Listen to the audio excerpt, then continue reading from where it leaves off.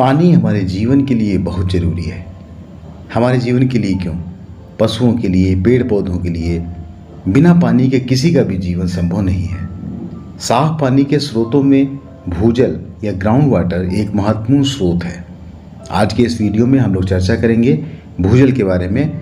मैं हूं डॉक्टर नवीन कुमार सिन्हा। तो आइए शुरू करते हैं। पृथ्वी पर पानी के दो स्रोत हैं, प्राकृतिक स्रोत और मानव निर्मित स्रोत। प्राकृतिक स्रोतों में समुद्र, वर्षा, झरने, नदियाँ, हिम नदियाँ और भूजल भंडार हैं। मानव निर्मित स्रोतों में तालाब, पोखर, जलाशय, बांध, नलकूप और कुएं आदि होते हैं। अब एक नज़र डालते हैं हम लोग धरती पर पानी की मात्रा पर। धरती पर जो भी पानी उपलब्ध है उसका 97% पानी जो है वो समुद्री खारे पानी के रूप में है। मात्र 3% पानी धरती पर साफ पानी है, जो हिम नदियाँ, ग्लेशियर, बर्फ की चोटियों के रूप में, सतही जल के रूप में जिसमें नदियाँ, झीलें आदि होते हैं, और भूजल के रूप में उपलब्ध है। भूजल एक मीठे पानी के स्रोत के रूप में प्राकृतिक संसाधन है। मानव के लिए जल की प्राप्ति के एक प्रमुख स्रोत भूजल के अंतर्गत आने वाले जल भरे हैं, जिनसे कुओं और नलकूपों के द्वारा पानी निकाला जाता है। जलभर धरातल का सतह के नीचे चट्टानों का एक ऐसा संस्तर है जहां भूजल एकत्रित होता है। जो भूजल पृथ्वी के अंदर अत्यधिक गहराई तक रिसकर प्रविष्ट हो चुका है और मनुष्य के द्वारा वर्तमान तकनीक का सहारा लेकर निकाला नहीं जा सकता है या आर्थिक रूप से उसमें उपयोगिता से अधिक खर्च आएगा, वो जल संसाधन का भाग नहीं है। संसाधन केवल वही हैं जिनके दोहन की संभावना प्रबल और आर्थिक रूप से लाभकारी होती है। भूजल का भौगोलिक वितरण। भूजल का वैश्विक और स्थानीय वितरण सर्वत्र समान नहीं होता है। सामान्यतः पथरीली जमीन और आग्नेय चट्टानों में भूजल की मात्रा कम पाई जाती है। इसके अलावा स्थानीय जलवायु का प्रभाव भी पड़ता है, क्योंकि भूजल पुनर्भरण वर्षा की मात्रा और प्रकृति पर निर्भर करता है। भूजल निष्कासन। औद्योगिक क्रांति के बाद दुनिया ने विकास के लिए प्राकृतिक संसाधनों का काफ़ी दोहन किया है।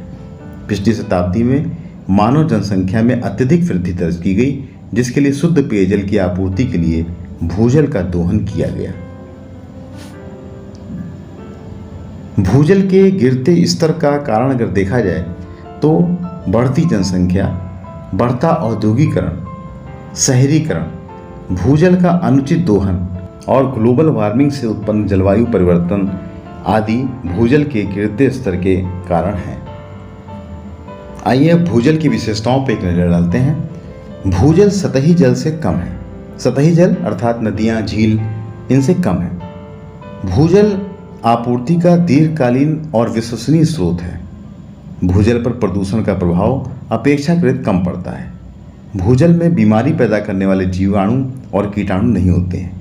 भूजल को तत्काल निकालकर उपयोग में लाया जा सकता है।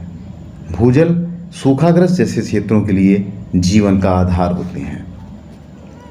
भारत की 85% ग्रामीण और 50% शहरी आबादी पानी की आवश्यकताओं को पूरा करने के लिए भूजल का उपयोग करती है। 65% भूजल का उपयोग सिंचाई के लिए किया जाता है। साथ ही औद्योगिक क्षेत्र की पानी की आवश्यकताओं को भी भूजल से ही पूरा किया जाता है। पानी के इसी अति दोहन और उपयोग के कारण भूजल में निरंतर तेजी से गिरावट आ रही है। इस गिरावट को रोकने के लिए अटल भूजल योजना की शुरुआत की गई है। यह योजना भारत के पूर्व प्रधानमंत्री के नाम पर रखी गई है। ये भारत में अब तक का सबसे बड़ा सामुदायिक नेतृत्व वाला भूजल प्रबंधन कार्यक्रम है। भारत में अटल भूजल योजना के चयनित राज्यों में गुजरात, हरियाणा, महाराष्ट्र, उत्तर प्रदेश, कर्नाटक, मध्य प्रदेश तथा राजस्थान है। इन राज्यों के चयनित विकासखंडों और ग्राम पंचायतों को टेक्नोलॉजी द्वारा भूजल प्रबंधन सुधार हेतु राशि प्रदान की जाती है, जिससे उनके द्वारा पानी की समस्या को हल किया जा सके। उत्तर प्रदेश की बात करें तो उत्तर प्रदेश में अटल भूजल योजना के चयनित क्षेत्र या जिले झांसी, हमीरपुर, महोबा, ललितपुर, बांदा, चित्रकूट, शामली, बागपत, मेरठ और मुजफ्फरनगर जिलों के चयनित ब्लॉक व ग्राम पंचायतों में यह योजना भूगर्भ जल विभाग, ग्राम पंचायत जल स्वच्छता समिति और ग्रामवासियों के द्वारा संचालित की जा रही है। अटल भूजल योजना का उद्देश्य अगर देखें तो इस योजना का प्राथमिक उद्देश्य भूजल संरक्षण द्वारा तनावग्रस्त विकासखंड में भूजल संसाधनों के प्रबंधन में सुधार करना है। साथ साथ केंद्र और राज्य सरकार पर विभिन्न योजनाओं के अभिसरण के माध्यम से समुदाय के नेतृत्व में टिकाऊ भूजल प्रबंधन कार्यों को लागू करना है। इसी के साथ साथ अन्य उद्देश्यों में भूजल के स्तर की गिरावट को रोकना, पानी का सही प्रयोग करना, पानी की अनावश्यक खपत रोकना, भूजल प्रबंधन और व्यवहारिक बदलाव आदि है। अटल भूजल योजना से लाभ क्या होगा?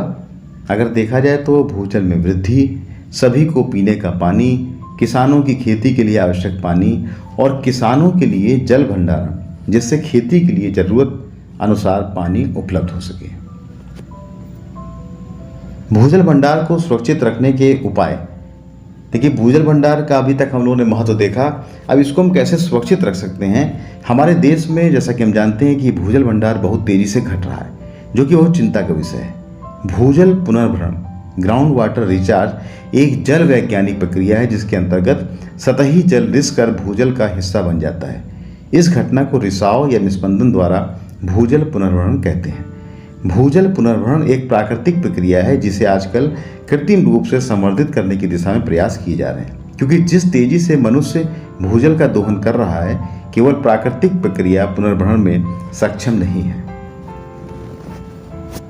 भूजल भंडार को सुरक्षित रखने के उपायों को अगर देखा जाए तो भूजल का समझदारी से उपयोग करना, भूजल बर्बाद न करना, गांव शहर में छोटे बड़े तालाब व झीलों को बनाना, इससे पानी धीरे धीरे जमीन के अंदर रिसता है और भूजल बढ़ता है। वर्षा जल संचयन, वर्षा काल में मकान की छत पर गिरे जल को जमीन में पहुंचाने की व्यवस्था करना, घरों के आंगन को कच्चा रखने की परंपरा का पालन करना, प्रत्येक व्यक्ति को कम से कम एक वृक्ष लगाना, कम पानी वाली फसलों को बढ़ावा देना, कम पानी वाले क्षेत्रों में ड्रिप सिंचाई प्रणाली का प्रयोग करना और जन जागरण अभियान का चलाना। यदि इन सब बातों को हम ध्यान में रखेंगे तो भूजल भंडार को हम सुरक्षित रख सकते हैं। तो अभी हम लोगों ने भूजल के महत्व को देखा और कैसे हम इस भूजल को सुरक्षित कर सकते हैं, इस बारे में भी चर्चा की गई।